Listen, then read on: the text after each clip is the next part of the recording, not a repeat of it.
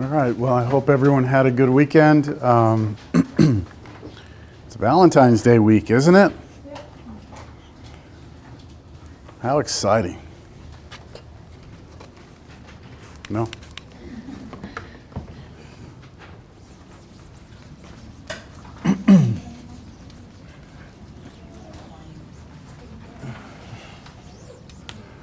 All right, let's talk a little bit about the test before we continue proportions. I have the test, but I'm not going to hand them back because I still have at least one student who needs to take the test. And I think it's kind of unfair to have the test floating out there. You know, just to be fair, everyone, you know what I'm saying. So I will give them back to you on Wednesday, all right? But the grades are posted in Canvas. Let me talk a little bit about the grades. I took a picture of the results so I could share them with you. First of all, come on.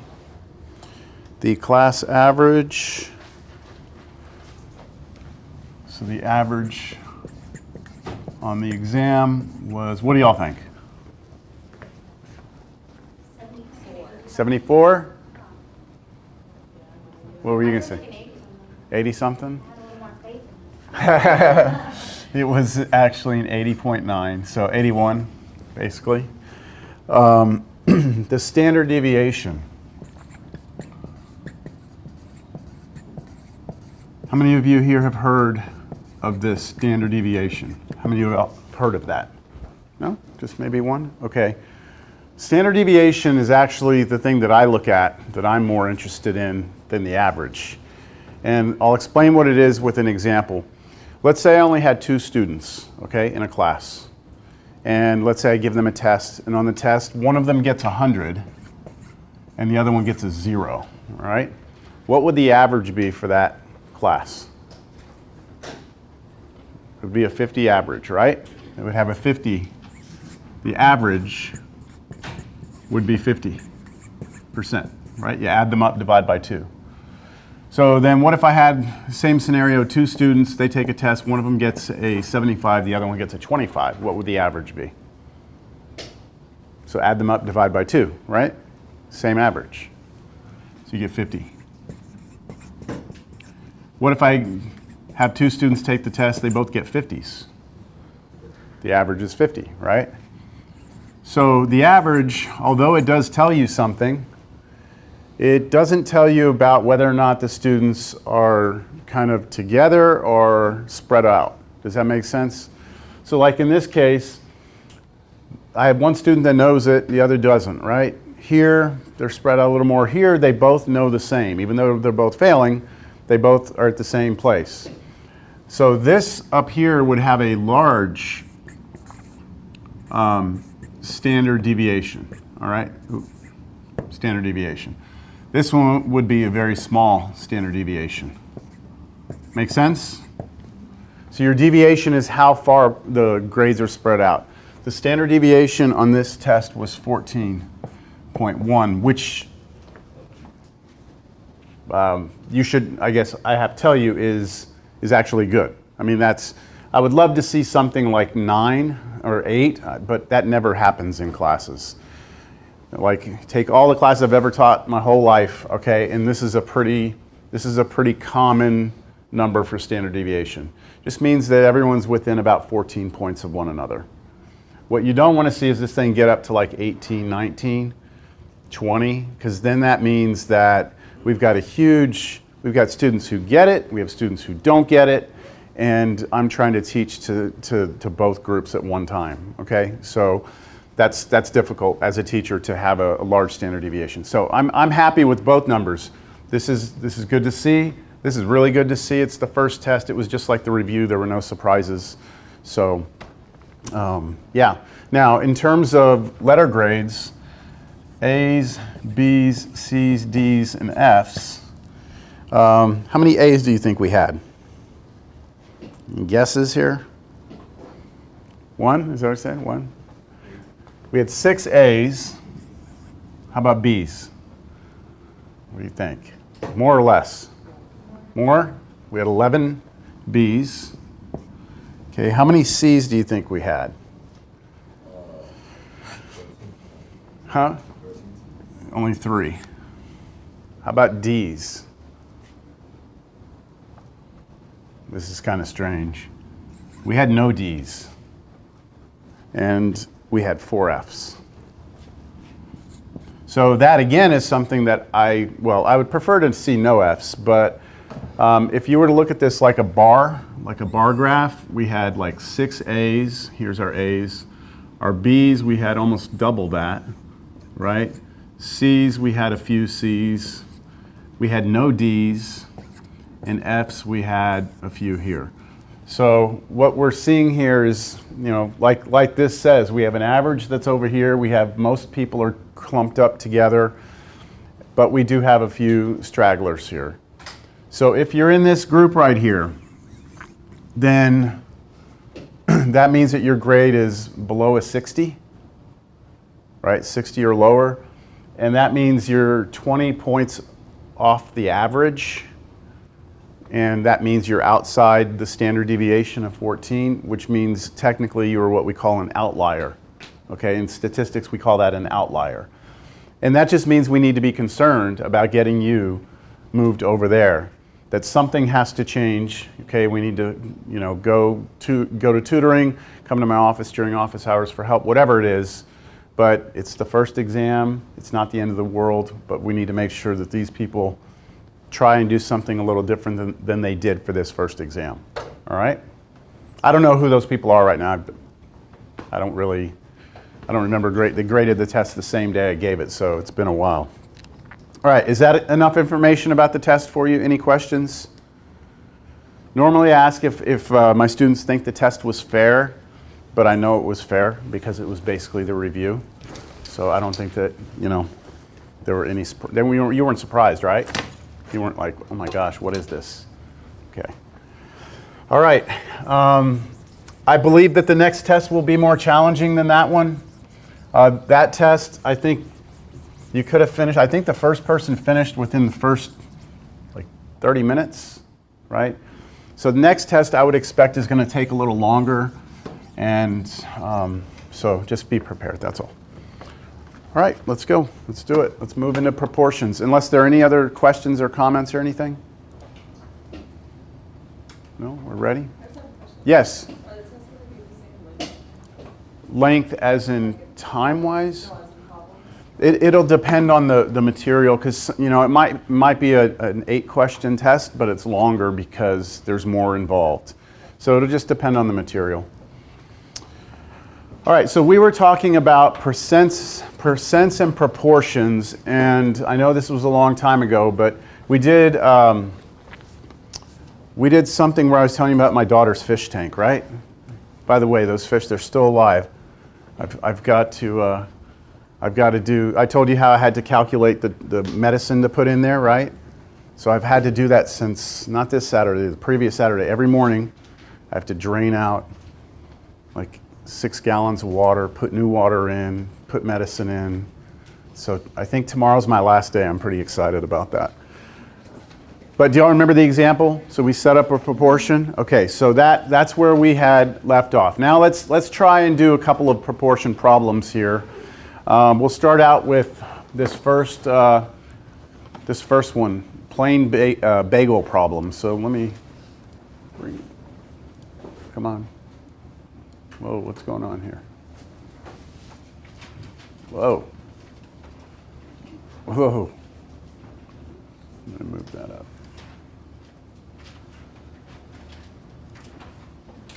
Okay, here we go. So one plain bagel has 320 calories. How many calories are in 2.5 bagels? All right, this is kind of like the one we did with your little candy bar, all right? So the first thing that we're going to do is set up the proportion, all right, the thing that's given to us. And in this case, we are given that one bagel, right? One bagel is equal to 320 calories. Now, do you remember from this that I told you that you could take that information and create 2 different ratios or proportions from that? You could do one where you put bagel on top of calories, or you could do calories on top of bagels. That sound familiar? Which one of those two will we do? I'll write them both down, but which one are we going to use and why? Who wants to volunteer that information? If you remember. Oh, calories, or we could have 320 calories over one bagel. So read the problem, and reading the rest of the problem will tell you which of those two we're going to use. Anyone remember? You want to use the calories one on top because you want to know the calories. Yes, good. So we want to know how many calories, right, there are in 2.5 bagels. So since we want to know, since we're trying to find calories, we will look at the one that has calories on top, all right? So now I write down 320 calories over one bagel equals, now on this side, so I've set up a proportion. Now on this side, I'm going to put calories, right, on top and bagels on the bottom. And I'm going to be using the information I have here. So I want to know how many calories, so we're going to call that X. We don't know how many calories there are. And then 2.5 bagels goes down here. So how should I write 2.5? 2.5, is that all right? You could put 2.5 like that and then convert it, but I would just go and put it as a decimal, all right? 2.5. Now at this point, we're trying to solve for calories, right? We're trying to figure out X. So what do we do now to find X? Yep, we're going to get rid of the 2.5 bagels that are down here. So I'm going to multiply 2.5. I'll put it right here. I'm going to multiply 2.5 bagels here. And then on this side, I'm going to multiply by 2.5 bagels. I'm running out of room here, but. Okay, and then what happens on the right-hand side? When we multiply by 2.5 bagels, what happens to this 2.5 bagels?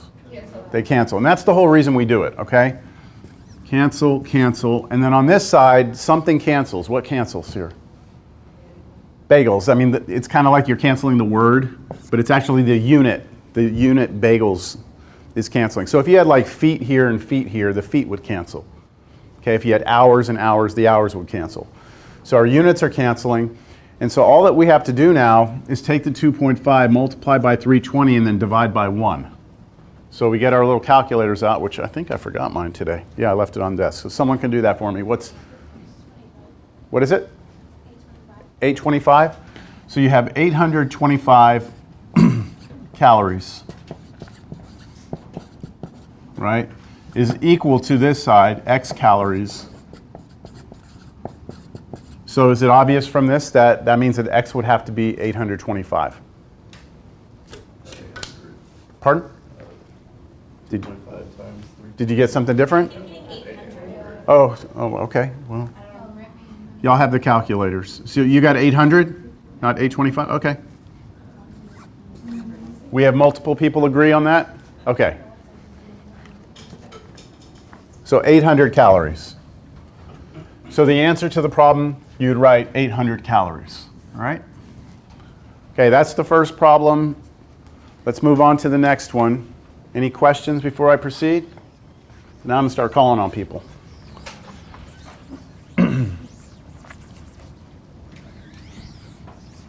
Just remember, you signed up for a 9:30 Monday morning class, right? Okay. Let's go with the leaking pipe.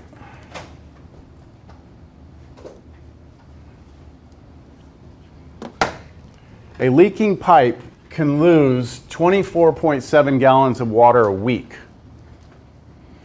How many gallons are lost in 30 days? All right. Let's do this. Where are my little sticks?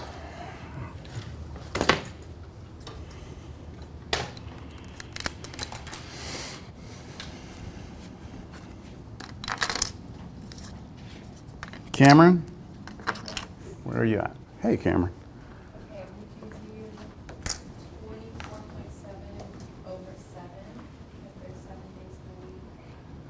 Okay, so you're saying you want me to write 24.7 gallons?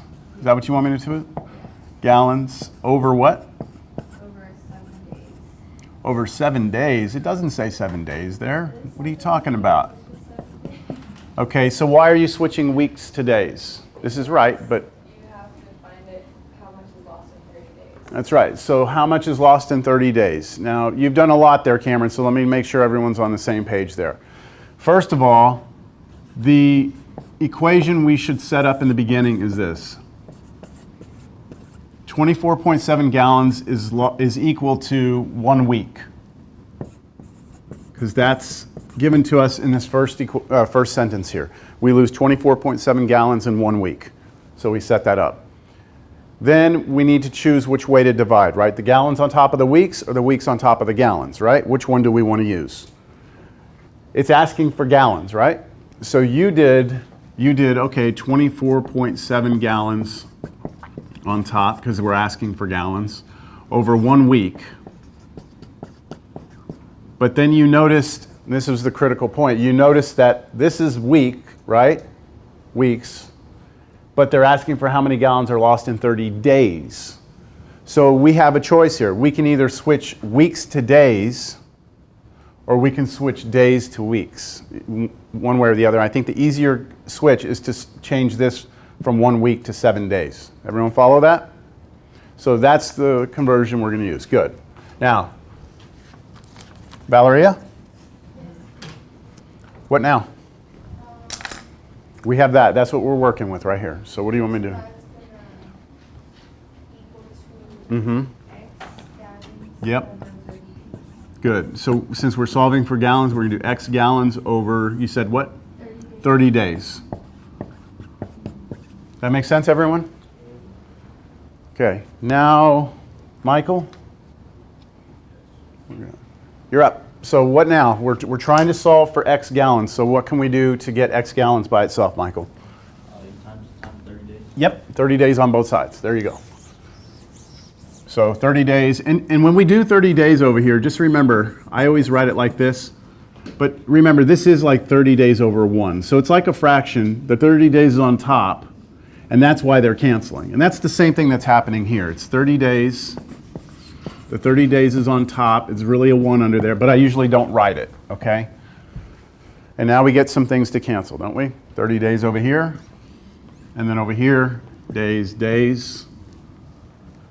And now on a calculator, someone do 30 times 24.7. Just do that, 30 times 24.7. 741? 741 is what we get when we multiply that. Gallons, right? Over, we still have on the bottom what? 7, right? So 7. And this should be equal to X gallons, because everything else over here canceled. So what do we still need to do? Divide that 741 by 7. And on our calculator, we'll get a decimal. What do we get? 105?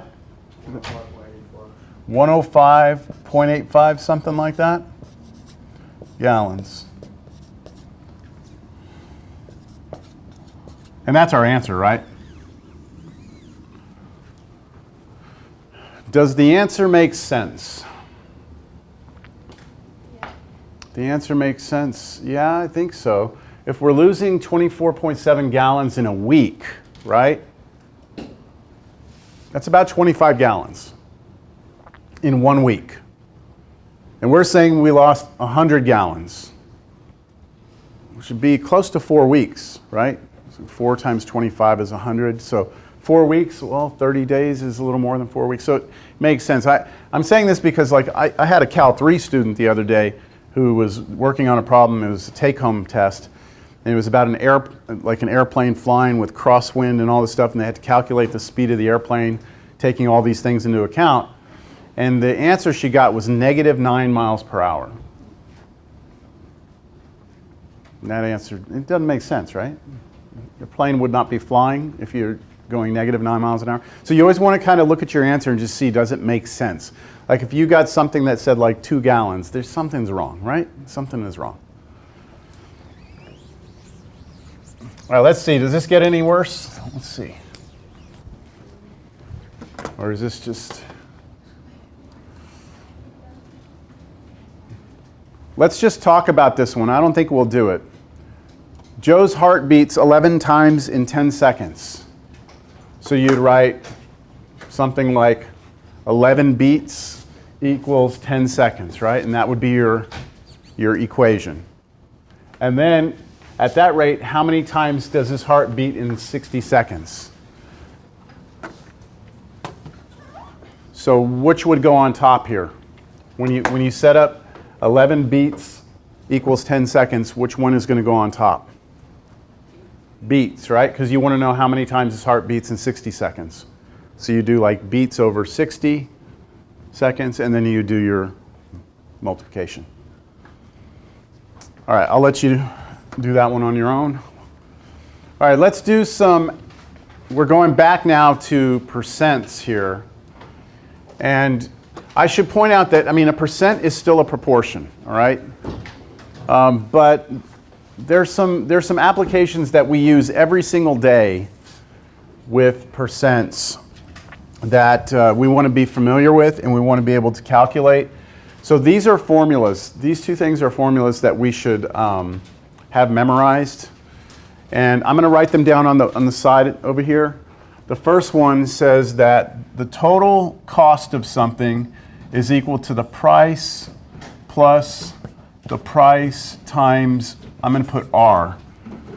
Okay, so when you go buy something, let's say at Best Buy, right? You go buy a TV or a watch or something. The total price you're going to pay is the price you see on the tag, right? Plus tax. The tax is going to be the percent tax rate times the price. When you add those up, that's going to be your total. Same if you go eat at a restaurant, right? Your total bill is going to be the price you pay for the food plus the price times the tax, right? So that's one formula. Now the next formula is if you ever want to know, like, if something increases or decreases by a certain percent. So let's say, I'm trying to think of something that would go up in price. Can you all think of something that would go up? Gas. How about gas, right? So if you want to know, like this past week, maybe you paid $1.75 for gas per gallon, and you know this week it's $1.90. What was the percent increase? Or if the gas price goes down, what was the percent decrease? And to figure that out, all you do is take the new price, subtract the old price, and divide by the old price. So I'm going to just write that down. New, it's always the new minus the old divided by the old. All right? Those are the two formulas that we're going to use. All right. This first example, I just kind of scratch my head every time I read it. Amy bought a pool hall. You know how often people buy pool halls, right? Amy bought a pool hall for $219,765. So I guess she wants to go in the business of, what is that, like Fast Eddie's? What are those pool places? Anyone here play pool? No? No one plays pool? Damn. Okay. I played pool a lot in college and stuff. Go out and drink beer and shoot pool? No? That doesn't count. No, Yeah. I mean, like, people, Yeah, I like, played I've pool. noticed that, like, the younger generation, I can say that so, like, when you go out, people, like, I've noticed going out to clubs or bars or restaurants, people talk. You know, used to talk, that's how you met people. People meet people online now, so they don't go out as much, unless they're going with people. You know, I'm going to let you say that, and I'm not going to say anything in reply. You know what? You know what? Do we even want to talk about this? Do we want to talk about this? Do we want to open Pandora's box here? You're like, no. I used to have this very negative, like, sort of attitude about how bad it is with people and their phones. You know, I used to have a really bad attitude.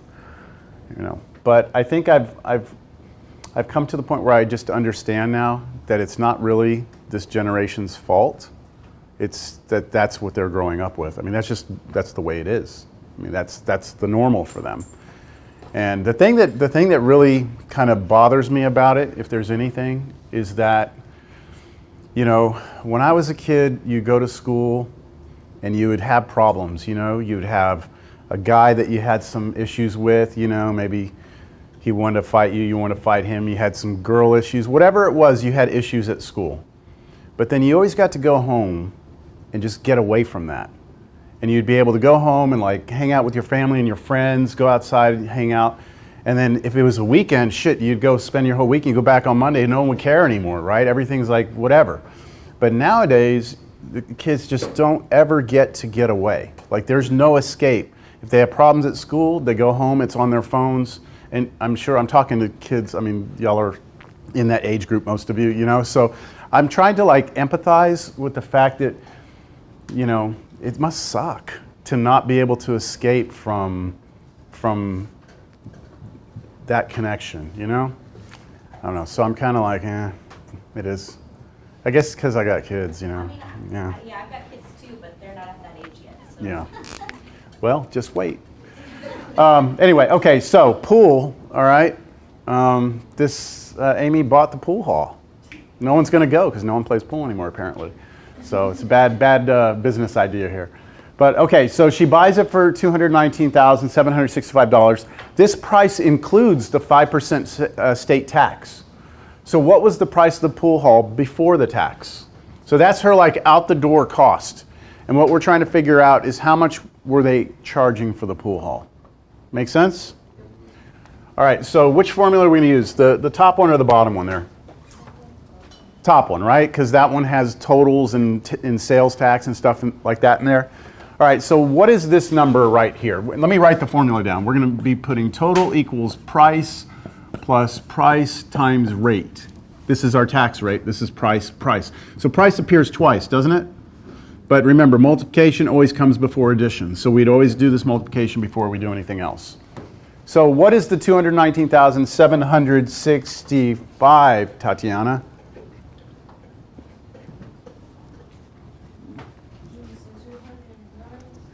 What is this number in this formula? Is it the T, the P, or the R? I say the P.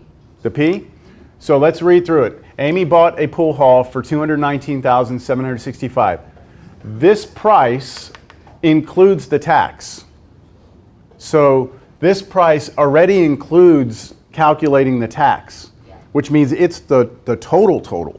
Do you see that? Yep. So it should be the T, not the P. Does everyone see that?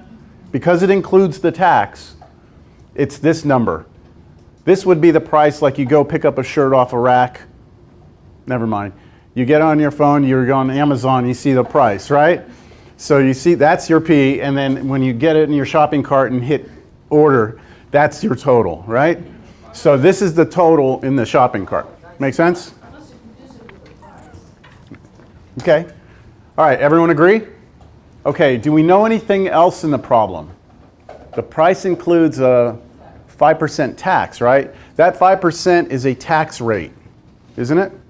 So what would that be in the problem, Leslie? What would the 5% be? Out of these, what's the 5%? We know it's not the T, right? So it's either the P or the R. The R? The R. So R is always our tax rate, all right? Now, that's all that I have, right? Is in terms of numbers, I have the T and I have the R, and then look at what they're looking for. What is the price, right? So we're basically going to have to try and solve for P. We need to figure out what P is. So I'm going to put this on the side just so we are clear. We are given T in the problem, 219,765. We're given R, aren't we? We're given R, which is 5%. However, and this is very important, do not mess this up. Whenever you're using R in the formula, you must take it from a percent and convert it to a decimal. So how do we convert 5% to a decimal? Move the decimal point, which is right here. Which way? To the left 2 places. So this is 0.05. So 5% is the same as 0.05 as a decimal. And that's what will go into the formula. And then P here in the formula is the thing we don't know. All right? Question mark. So let's just go back over here and fill everything in. we have 219,765 equals P plus P times, I'll put it like this, 0.05, like that. Does that make sense? Everything's been plugged in? Now we have to try and see if we can't get P, right? Solve for P. So do you remember in the previous sections we did a section on solving linear equations? In most of those equations we were solving for x. But here, this is a linear equation, but instead of x we have P. So what I'm going to do first is I'm going to try and put these two together, all right? These two right here. So let me write it down, then you just kind of look and agree with me or disagree with me. 0.05p. I just put that 0.05 in front of the p. Just like if I had x times 2, you would most likely write that 2x, right? That's the way you'd write that. X times 2, you'd write 2x. So when I have p times 0.05, I'm just going to write it as 0.05p. Make sense? Okay, now I'm going to put these two together because those are both like, it's like adding x's together. I'm adding p's together. So how many p's do I have here? That's 1p, right? Bless you. And I'm adding to that point, again, that's enough though, no more, please. Okay, how many will I have when I add them together? So if this was like 2 and that was 3, you'd add up, you'd be 5, right? All you're doing is adding these two numbers together. P squared. It'll be 1.05 p, not p squared because you're not multiplying, you're adding. Think of it this way. If I said 5x plus 3x, you'd just say 8x, right? You wouldn't say 8x squared. So same thing here. I have 1p plus 0.05 p's is going to be 1.05 p's. And then what's the left side still? At 219, 765. And now, how can we get p by itself, Diego? Where's Diego? Just divide, what do you mean divide? Divide what? Divide both sides by 1.05. And we're dividing, not subtracting, right? We're dividing because that's multiplication. So to undo multiplication, we divide. So on your calculator, you need to take 219,765 divided by 1.05 and tell me what you get. 209,300. And that should be equal to the right side, which was just p because we canceled those. And that's the price that they sold the pool hall for. So she paid quite a bit in tax, didn't she? Could we figure out exactly how much she paid in tax? Subtract. Take this number. Now, that's not part of the question, right? The question is not asking how much she paid in tax. But if you take that number, which is how much she paid, and then you take the number they sold it for, the rest is what went to the state, right? Tax, sales tax. And they use that to do what? That tax money. What do they do? I don't know. Make the city better, right? Make the city better, right? Yeah, yeah. Yeah, they fund education and build roads and fire department and police, right? All that stuff. Yeah? Okay. Let's try another one.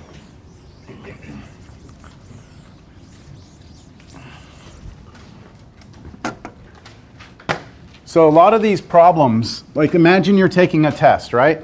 These problems, when you get to them, you know, I think what makes them difficult is the fact that I'm not going to tell you, hey, use this formula to do that problem, right? You have to be able to read the problem and then know what formula to use. And that just comes with practice. Yeah, let's do this one. Steve needs to buy his sister a birthday gift from the mall. He sees a shirt that is normally priced $24.50, but it's on sale for 20% off. If the sales tax is $8.25, how much will Steve pay for the shirt? This seems pretty practical, right? No? You're going to buy a shirt that's 20% off? You still got to pay sales tax? How much is it going to be? Right? Steve's broke. He doesn't have much. but I guess he likes his sister enough to buy her a shirt, all right?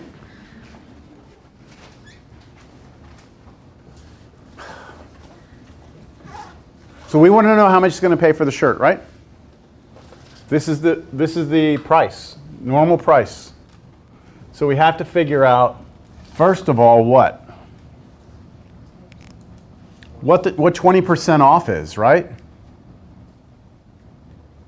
Now, there's two ways of doing this to figure out 20% off. I think this is probably one of the more practical problems that we can run into here, because this, I think, you might see this, right? You're out shopping for something, it's 20% off. Can you do a calculation? Just whip your phone out real quick and do a calculation to figure out what that is. So we could figure out what 20% of this is, right? Do you all agree? Figure out what 20% of that is, and then subtract that from that price. Do you all agree? Okay, but that's not the efficient way to do it, and I don't recommend you do it that way. There's an easier way. Isn't 20% off the same as saying you only have to pay 80% of the price? Isn't that the same as 20% off? That's the way I think you should look at it. 20% off is equivalent to 80% of the price. I'm going to write that down. I don't know what I just did.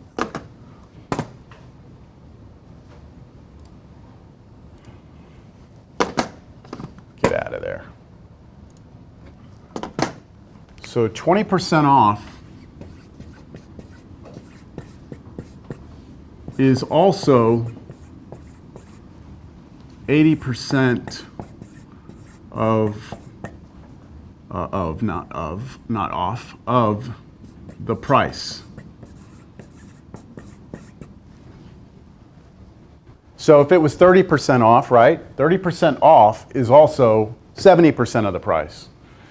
So what does this mean? Now go back to, remember when we were solving percent problems and we said we can convert things over to words? 80% means 0.8, right? 0 if you want. Of means what? Multiplication. Of the price, right? So times the price. What's the price of the shirt normally? $24.50. So on your calculator, do that calculation real quick. Does that make sense?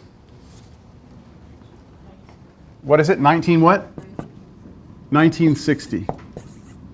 Okay, so basically, if some of you, I saw you kind of punching away when I first put it up here. Some of you figured out what 20% was and then subtracted it, and you would have got the same answer. But it's more arithmetic than just doing this. Do y'all understand this? Because I think this is the easiest way to do it. And you can do this like with anything, you know, like you're out there shopping, just if it's 15% off, take that price, multiply it by what? Nope. If it's 15% off, take the number, multiply it by 0.85, and that's 15% off.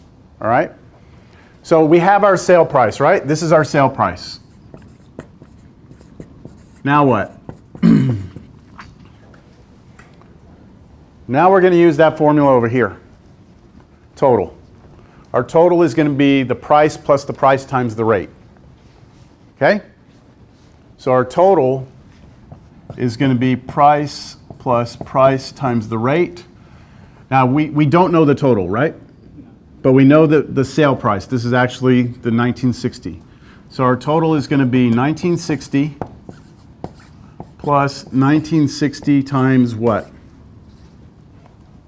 What's our tax rate? 0.8. So we have to take 8.25, convert it to a decimal. So 0.0825. So I'm hoping you're seeing this is our rate, right? Our price, but we're using the sale price. We're not using the original price. So what do we do first here? Adriana? Where's Adriana? What am I going to do first here for this computation? Do the multiplication, right? So let's get that on our calculator. I'll let Adriana do that one.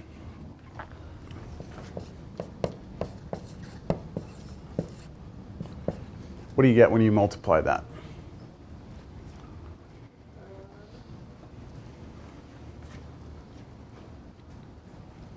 Take your time. It's better to get it right and take a little time than to punch away and get it wrong. 1.617. 1.617. Anyone else get that?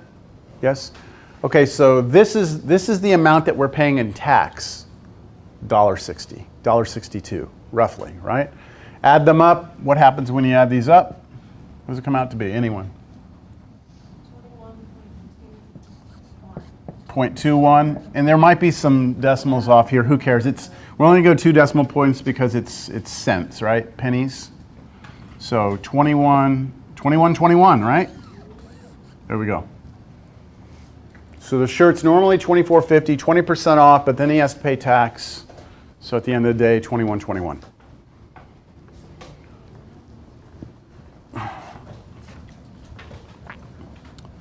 So I was at a local restaurant a couple of weeks ago, and I don't know if y'all have seen this before, but when you get your receipt after you've eaten, right? You get your food, and then it has the cost for each item, right? And then it'll do like subtotal, and then it'll give you like tax, and it'll give you total, right? Have y'all seen that? Yes? And then have you ever seen on the bottom, what's that? The gratuity? Have y'all seen that? They'll have the gratuity here. So they'll put here usually, I don't know, like 15%, and then they'll give you a dollar amount, then they'll do like 18%, and then a dollar amount, and then maybe 20%. I don't know, depends on the restaurant. But they do that so that you don't have to calculate what the tip would be. If you want to tip 15%, there's how much you need to tip, right? Y'all seen that? So I was at this restaurant, and bless you. And I was looking at it, and I normally tip 20% no matter what, unless they like throw up in my food, right? So like, because I was a waiter in college, so I understand some things that are just out of the control of a waiter and whatever. So I always tip 20%. 20% is super easy to calculate because you can just take the bill and multiply by 2. So like, let's say this subtotal right here, let's say the subtotal here was like, I don't know, $18. I just multiply that by 2, which is 36, and then move the decimal point over. It's $3.60. It's very easy for me to calculate 20%. But what I noticed at this restaurant is that all these gratuity calculations were wrong, okay? They were off by a lot. Like I think this 15% was actually like 8%, and the next, the 18% was like 10%, and the 20% was like 11%. So like anyone who doesn't pay attention and just did this was under tipping the waiters. And so I brought the attention to the manager, and he was like, oh, okay. So I'm gonna go back and I'm gonna see if they fix it or not. Because I'd be upset if I were a waiter, right? Like, this needs to be right. This needs to be right. What's that? If you would have told a waiter, it would have been changed. Well, I told the waiter first. I told him I need to talk to the manager. Is everything okay? I'm like, yeah, you're getting under tipped. So, anyways, interesting. It was interesting to me that was messed up because it should be a computer doing that. I mean, it was just programmed wrong. So we'll see if they ever fix it. I won't share the restaurant with you, but only because I'm on camera. Well, here, I'll just mute it real quick.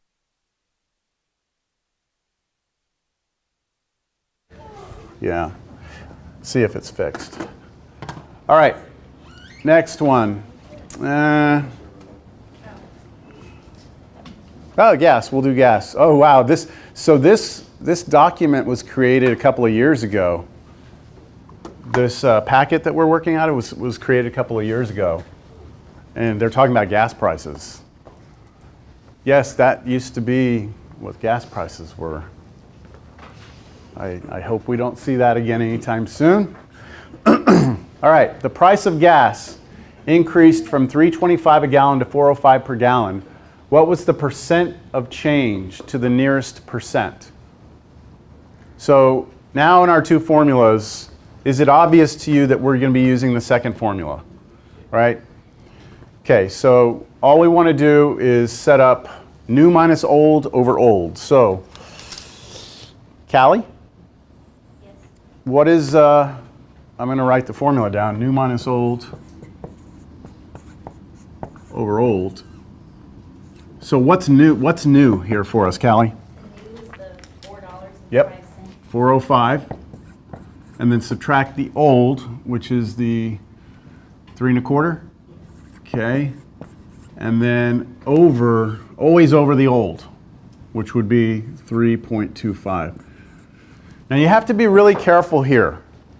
I would like to see right now, if you have your calculator, if you type that in, get that answer. I wonder if anybody is going to get 4.05 as an answer. Or no, sorry, 3.05. I'm curious if anyone gets 3.05 as an answer. No? What did you get? Did you try some? 0.25? Anyone else get 0.25? 0.246. So this is approximately 0.246. Wait a minute. Why is it not this? So this is a mistake, all right? And I'm pointing it out because I want everyone to be careful. If on your calculator you just go in and type 4.05 minus 3.25 divided by 3.25, if you do that on your calculator without using any parentheses, just do like that, just like this, like that, divided by that, then your calculator is going to go and do division first. So it's going to go 3.25 divided by 3.25, which is 1, and then it's going to subtract that from 4.05 and give you 3.05. So if you're going to type it all in at one time, you have to put this in parentheses first. So you put the parentheses here that tells calculator do that first, that does your top, and then divide by the 3.25, and you should come up with this. All right? I usually don't like to show students mistakes, but this is a common mistake, so make sure you don't do that. All right. Is that our answer? What is the percent change? So we got 0.246, right? We convert that to a percentage. So as a percentage, it's 24.6%. Move the decimal point over 2 places. Now, is this change, is it a percent, is it an increase or a decrease? It's an increase. The way you can tell it's an increase is that your answer is positive. If your answer is negative, if this would have been negative, then we would have said 24.6% decrease. But here we're going to say increase. That's a pretty big jump, isn't it? It's a pretty big jump in cost right there. Yeah. So when we start doing these answers on tests, are you going to care about what's the term for it? It's been a few years Like since- rounding things, like how many decimal places? Or Yeah, like there's a term for that. significant figures? Yes. Nope. Nope. The question is, am I going to care like if you do, 24.6 versus 24.7 or something like that? We're not going to care. Now if you put like, 30 here, then there's a mistake, 30%. What about you, like you rounded to the 25? You round at 25, we're okay. Yeah. All right. But does it say here? No, it says here, oh, wait, look at the problem. Oops, we didn't read the whole problem. It says round to the nearest percent. So 25 should, but if you left it 24.6, I'm okay. Yeah. Okay, we good? Questions? All right, here's some mixed practice. This is a good one. This one always confuses people. This one right here.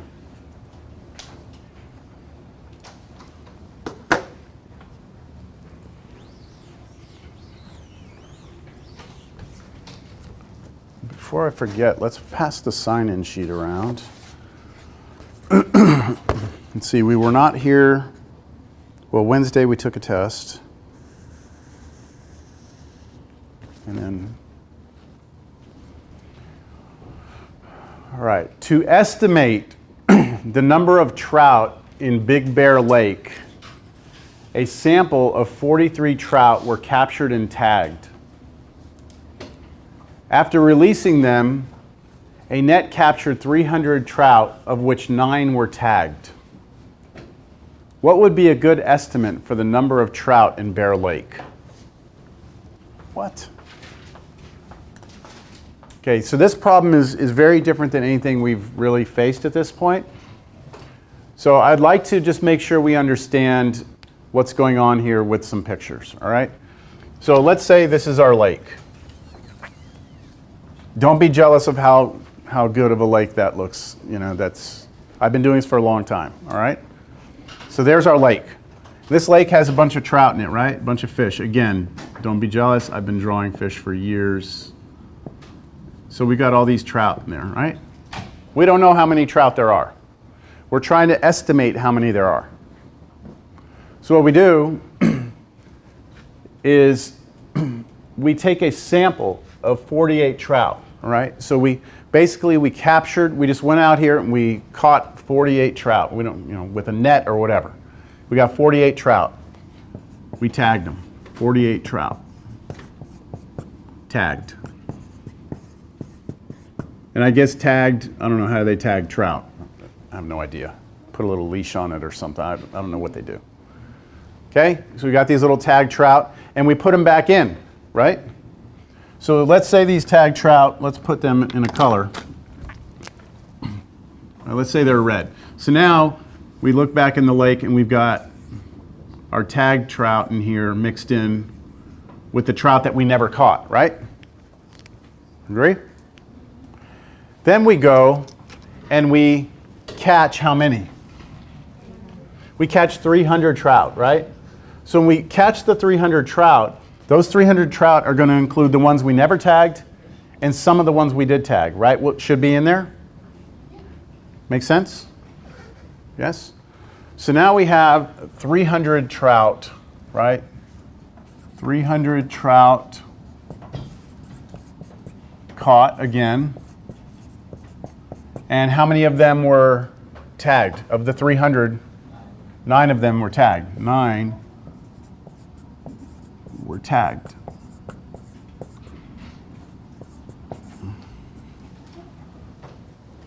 Okay, so we caught 300 trout and 9 of them were tagged. So how am I going to figure out or estimate how many trout there are in this lake? By the way, this is what they actually do to estimate how many fish or how many whatever in a population. So this is a proportion problem. You know, the bagels and the calories and all that? We have a proportion here that we can use. Where are we going to get the proportion from? The 300 and the 9, right? So we know that if we take a sample of this, right? Take a sample that 300 trout should equal, and this is not purely equal, this is approximately 9 of them are tagged. All right? This is our proportion. 9 tagged to 300 trout. Now, what is it that we're trying to estimate? The total number of trout, right? That's what we want. We want the total for the number of trout in the lake. So when we work with this equation here, and we have 2 choices, right? Trout on top, tagged on the bottom, or the other way around, which one are we going to use? Trout on top, because we're trying to figure out how many trout there are in the lake, right? So let's do that. We put 300 trout over 9 tagged should be equal to X trout in the lake over what though? 48 tagged. Because we're trying to find the total number of trout in the population, right? The whole population in the lake. We know how many trout are tagged in the whole population because we tagged them. There's 48 total. So this proportion should be really close, approximately. These should be really close to one another. It's not like calories in bagels. It's not exact, but it's an estimate, all right? Does that make sense? So now what? So you multiply the 40. Multiply 48 tagged on both sides.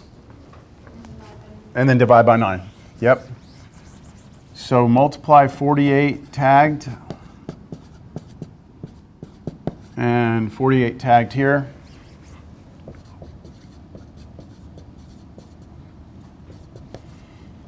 Tag, tag, tag, tag, 48, 48 gone. So on your calculator, 48 times 300, divide by 9. Who's got that for me? 1,600? Okay. So you should get at the end here 1,600 trout. Approximately. I don't know how you feel about that, but that's pretty clever. I mean, that's a pretty clever way of trying to estimate a population. You catch some, you tag them all, you throw them back, you come back a couple of weeks later, you catch a bunch, and you look at the proportion you get of tagged to non-tagged, and then you use that to estimate the total population. You have to do that more than once? The more times you would do it, I would think the more accurate you would be. Yep. But again, it's an estimate, right? I guess what we would say is it would be very unlikely, right, if you tagged 48 trout and then you caught trout that you would get like all 48 trout in there again, you know? You're only going to get a couple of the tagged ones. Okay. I like that. I like that, and I like to give that type of problem on the test too. How are we doing on time? Did that sign-in sheet go around to everyone? Anyone else need this? Okay, y'all seem to be pretty big fans of random useless information. So let's talk about something kind of random and useless. All right, have y'all ever seen like a bridge? This is going to be a really bad bridge. But you see a bridge, you know, cars go over the bridge. Okay. Have y'all ever noticed that when you drive over a bridge, there's usually like this gap that they leave at the edge of the bridge? Have y'all ever noticed that? Like you drive on the bridge, like, duh-duh. Have y'all ever noticed that? You don't know what those are? Why they always leave a gap? So like, it won't be like too hard on the bridge, right? Well, like if the bridge breaks, it breaks it. Okay, these are good theories. These are good. Right? Movement? Movement, a little bit of wiggle there. Okay. So it has to do with the fact that the road here is touching the ground, right? The road leading up to the bridge is touching the ground. And so when you think about the Earth, of course, the center of the Earth is hot, warm, right? It's warm. So there's always heat radiating out of the center of the Earth. The ground is always a little warm because of the center of the Earth's hot, right? So we get warmth coming here. But the bridge that's above here is not touching the ground, right? So there's no heat going to the bridge. So when it gets really, really cold, what happens is that the temperature on the bridge is different than the temperature on the road. And you may or may not know this, but when you heat things up, what happens? When you heat things up, they expand a little bit, and when you cool them down, they shrink. That's pretty standard for most things. Almost everything on our planet, when you heat it up, it gets a little bit bigger, and when you cool it down, it gets a little bit smaller. So what happens is this road, it warms up maybe and it gets a little bit bigger, but this one doesn't warm up as much because it's got air flowing under it. So you have to allow for that expansion and contraction, and those are actually called expansion joints, and they allow for this, okay? That's not my main point here, all right? My main point has to do with the idea that when things heat up, they normally get bigger. When they cool down, they usually get smaller. Do y'all buy that? Have y'all heard that before? Okay. Now, there's one substance on Earth, and we can't explain why, but it doesn't do that. It does the opposite. So when you heat it up, it actually gets a little bit, smaller, and when you cool it down, it gets a little bit bigger. Do y'all know what that substance is? Water. Water.